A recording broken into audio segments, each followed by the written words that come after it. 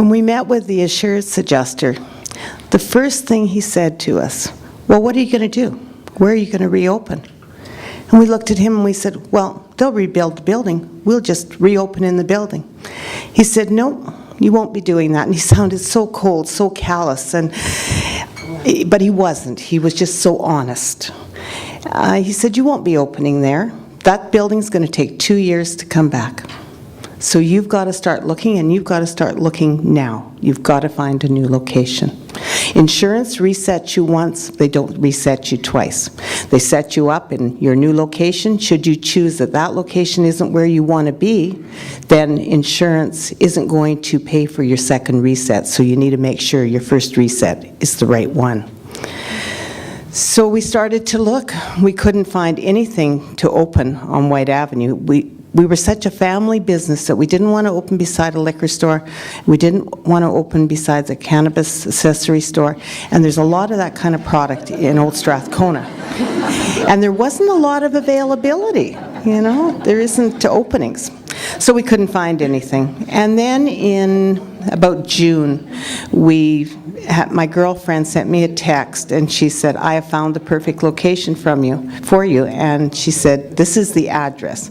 So we went and we looked, and we knew Lori from Greenwood's Books. She had Lori's Greenwood Bookshop there.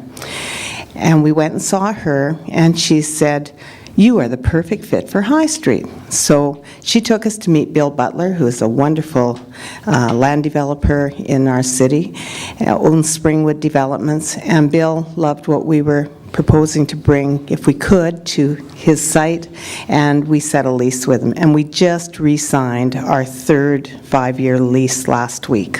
Excellent. Very good, very good. Yeah, applause. That's awesome.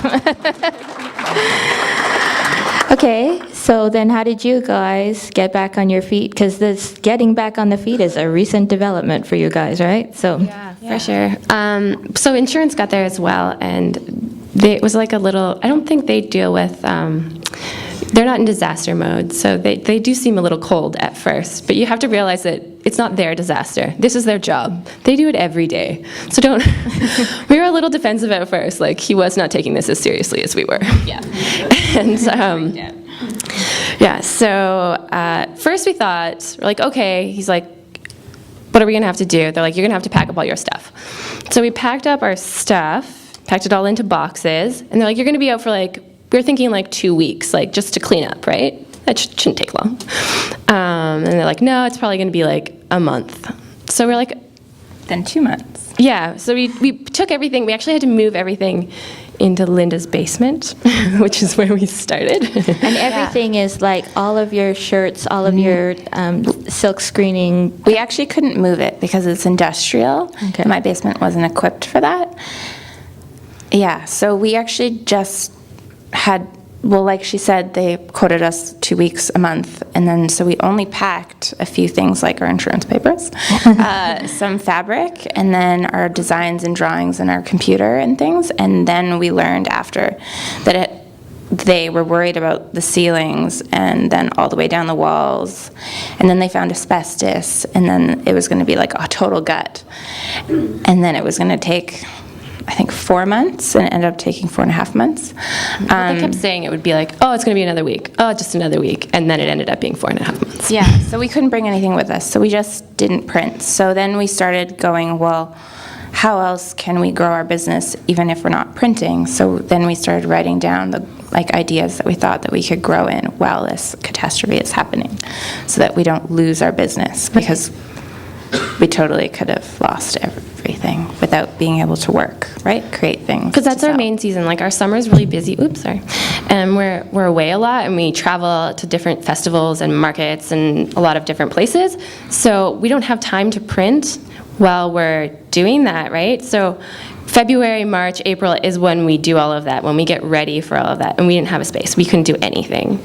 So that was really, if you don't have product to sell, you're not making any money. So that was really tough. And we had purchased our insurance a year and a bit before, about a year and a half, when our business was a lot smaller. So this is actually our first time full-time for the both of us. So we were planning on growing a lot this year, and we insured for a year ago when we thought like, oh, like it'll be enough. And then this year we have extra things, like we have a lot more stock. We have a student from the university. We had like just everything had like doubled. It was just crazy. Yeah. So then they're like, oh, you're not insured. And we're like, that's like the worst news to hear. Yeah. And so It's really scary.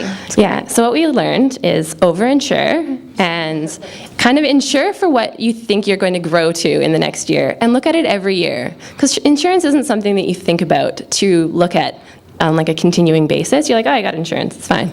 But look at it again every year, because if your business changes, your insurance should too.